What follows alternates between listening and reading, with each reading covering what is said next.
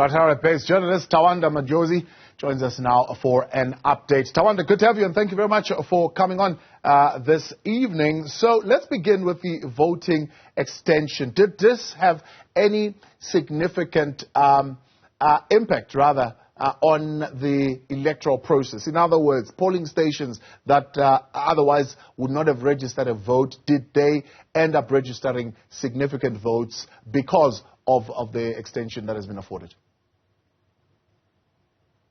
Thank you, Tao, and a good evening to our audience. Let me start by thanking you for inviting me over. And then now to your question on the update relating to extended voting. Yes, I think everybody is now aware that there was an extension in voting, which is also permitted by the law, by the way. And that's precisely because there was a bit of mismanagement of the distribution of voting or polling material yesterday. And therefore, as a result, voting had to extend into today. This particularly affected urban areas, Harare, Bulawayo, and other places. And then, yes, as you are asking, voting took place.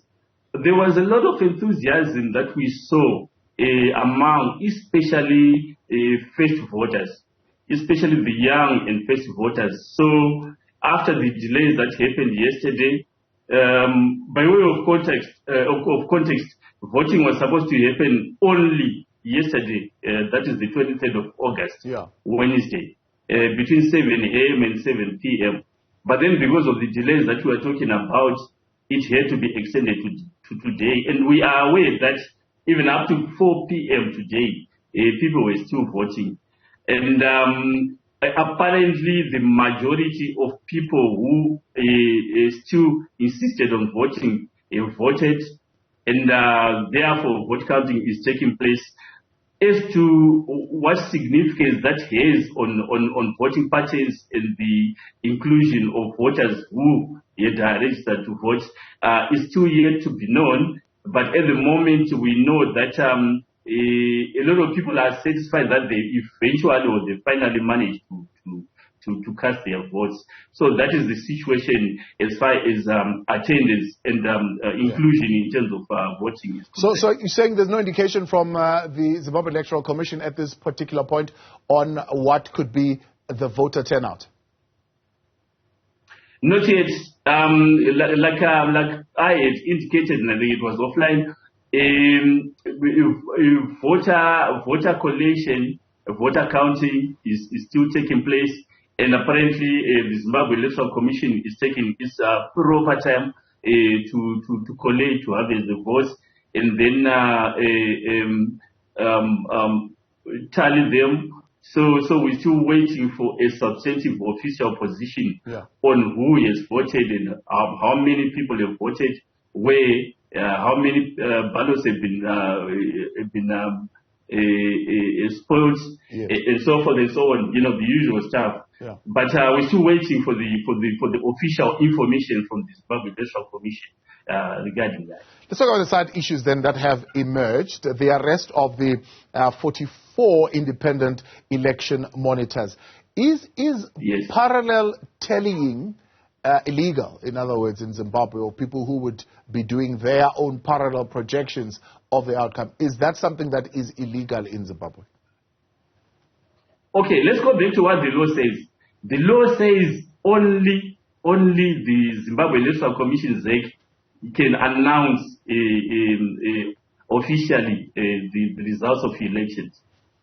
But there is an untidiness around that because polling results are posted at polling stations, which therefore means that the public has access to the polling results from yesterday, as in this particular case.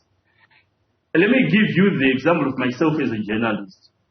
I harvest all the data, all the statistics relating to the results at polling stations across the country as a journalist. And then I say, this is what I saw. The question is, am I performing anything illegal by doing that? So there's some kind of untidiness around the law. I think it's a little bit too general. It's a little bit too vague. Relating to who can then say what relating to the results. Because if the results have been publicized, they've been made public at polling stations because they are posted at polling stations. And people can then say, this is what I saw at the polling station. Yet, the Zimbabwe Electoral Commission goes on to say, no, you can't say anything about what we publicized, what we made public. So you see this contradiction in terms of what the law is trying to do and what is on the ground. I think if that was to be put to a legal test, that law might found to be unconstitutional and contradictory.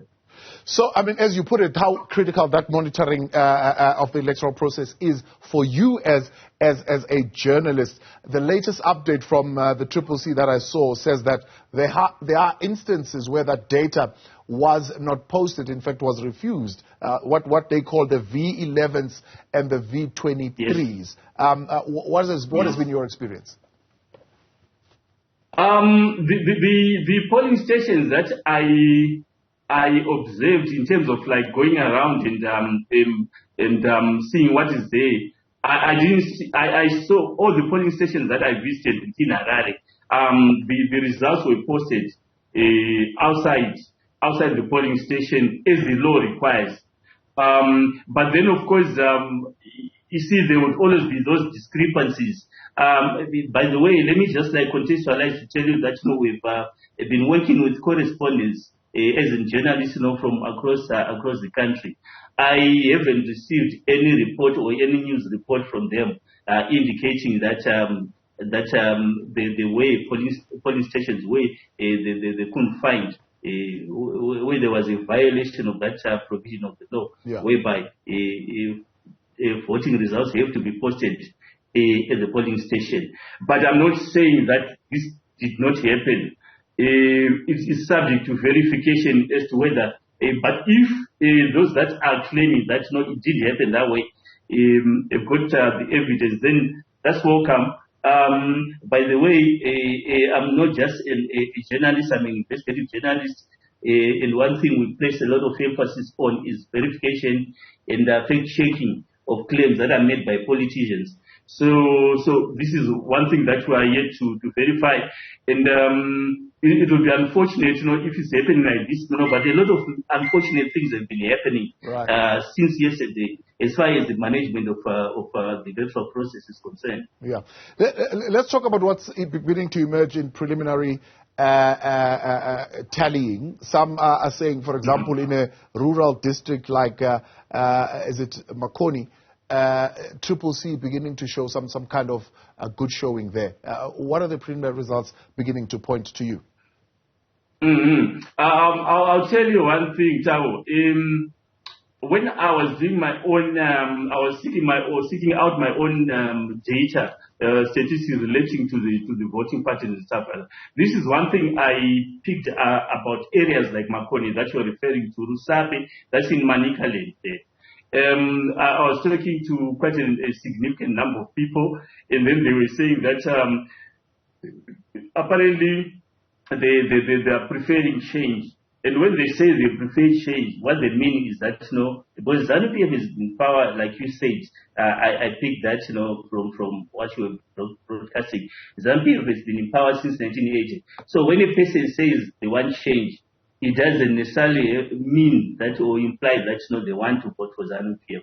I think it's obvious, even from the name of the main opposition party is Citizens Coalition for Change. So when people say they want change, that's what they mean. So there are areas definitely that I think we've established to be strongholds of the opposition. The people out there significantly, we've got masses, we've got a significant masses of people who are preferring to have change, in which case they're saying they're voting against ZANU-PF and voting therefore in favor of the opposition. And Makoni, like you're saying, I think is one of those. Rusabe is also there. Mutare, still in Manicaland, which is an urban area. People are also tending to vote towards the opposition. But there are areas which are traditionally strongholds of ZANU-PF, like in Mashonaland and Central, the statistics that we're getting, the data that we're getting, indicates that ZANU-PF is having a sweep in those areas. We have Masvingo, which is one of the swing. At one time, it was a swing area in terms of voting, but it seems from what is emerging right now that ZANU-PF is taking a lead in those areas. But as for almost all the urban areas and the pockets of rural areas, it seems like the opposition is also taking a lead in those particular constituencies and wards. Fantastic. All right, Tawanda, much appreciated. Thanks for coming on.